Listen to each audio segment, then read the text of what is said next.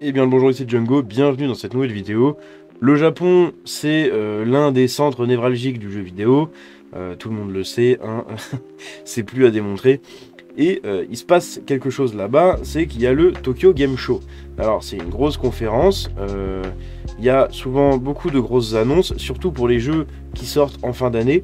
Et en général, ils nous présentent encore d'autres petits trucs pendant cette conférence, parce que c'est vraiment la grosse conférence de fin d'année, et qui se déroule toujours septembre-octobre dans ces eaux-là. Là, du coup, on a eu quelques news sur le Tokyo Game Show de 2023. Xbox a l'affiche de la plus grosse édition à ce jour. Comme chaque été, l'industrie du jeu vidéo prend quelques semaines de pause et les sorties comme les conférences se font moins nombreuses. Malgré tout, quelques événements se préparent tout de même d'ici à la fin de l'été, et nous pensons notamment à la Gamescom et au Tokyo Game Show. Ce dernier a justement donné de ses nouvelles et il y a de quoi être hypé. C'est ce qu'on va voir tout de suite.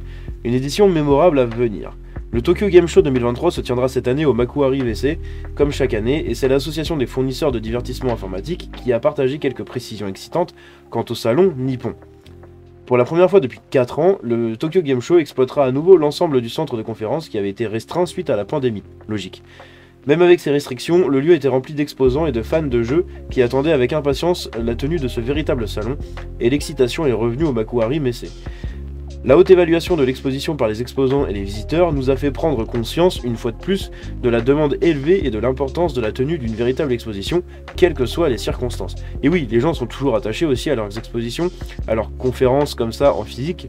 Il n'y a pas non plus que du virtuel, quoi.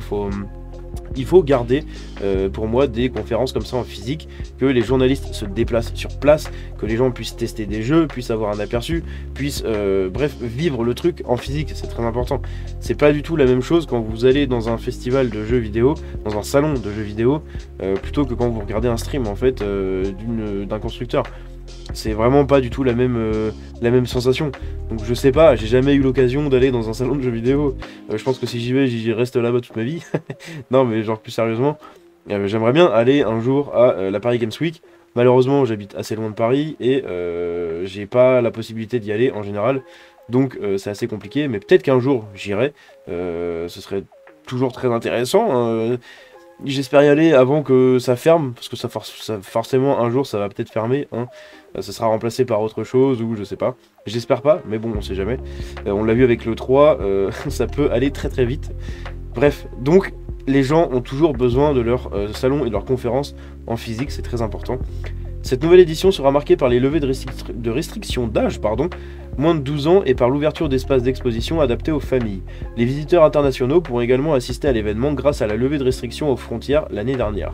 Côté exposants, nous savons déjà que Bandai Namco, Capcom, Oyoverse, Koei Tecmo, Konami, Level 5, Level 5 du coup, Xbox, Sega, Atlus et Square Enix ont confirmé leur participation. Sony et PlayStation seront aussi de la partie dans la zone indépendante du salon. Logique, j'ai envie de vous dire. À la base, c'est quand même japonais, hein, cette boîte. Nintendo ne tiendra que des réunions professionnelles lors du salon. C'est dommage, ils auraient pu présenter quelques trucs, mais bon, s'ils ont rien à présenter, on va pas les forcer. Ça sert à rien d'être obligé de sortir des choses si vous n'êtes pas prêt. Le rendez-vous est fixé du jeudi 21 septembre au dimanche 24 septembre, avec une journée réservée aux professionnels et une journée ouverte au public. Donc c'est très intéressant. J'ai hâte du coup de voir les annonces qu'il y aura là-dedans. J'attends quelques annonces, notamment de Square Enix et d'Xbox, hein, toujours. Après le reste, je suis pas vraiment client de ces jeux-là. Mais Square Enix pour voir un peu ce qu'ils vont proposer de nouveau. Et bref. Dites-moi ce que vous pensez de ça, qu'est-ce que vous attendez? Est-ce que vous attendez quelque chose de ces studios-là, hein, comme je l'ai dit, Bandai Namco, Capcom, Oyoverse, Koei Tecmo, Konami, Level 5, Xbox, Sega, Atlus et Square Enix du coup, et du coup PlayStation évidemment, et Nintendo, mais qui ne sera pas présent pour présenter des choses. Bref, dites-moi vraiment ce que vous attendez de ça, et je vous attends encore très nombreux dans les commentaires. Bref, je vous dis à la prochaine, c'était Django, ciao.